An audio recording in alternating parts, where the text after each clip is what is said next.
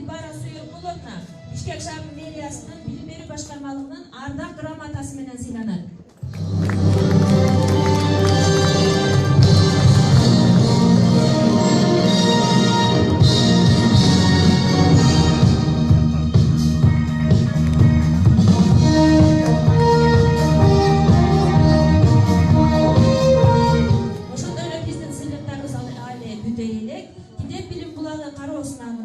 Эгиден ашык окуучусу активдүү катышып биринчи, экинчи орундарга ээ болгон мугалимдер, төмөнкү мугалимдер ноутбук менен сыйланат. Номер 64 мектеп гимназиясынын жана адабияты мугалими Райымбекова Клара Октябревна сыйланат.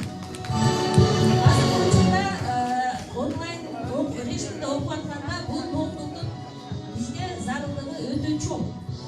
Ошондой эле Кумайнер окуу-тарбия комплексинин кыргыз тили жана адабияты мугалими Өзкөналиев Абдуллович сыйланат.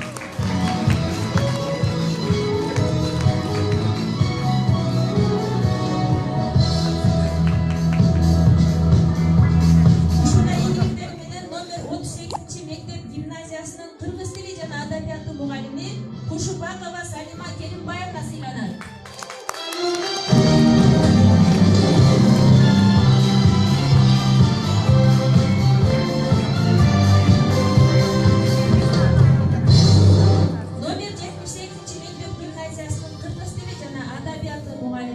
Токоева Халида сыйланат.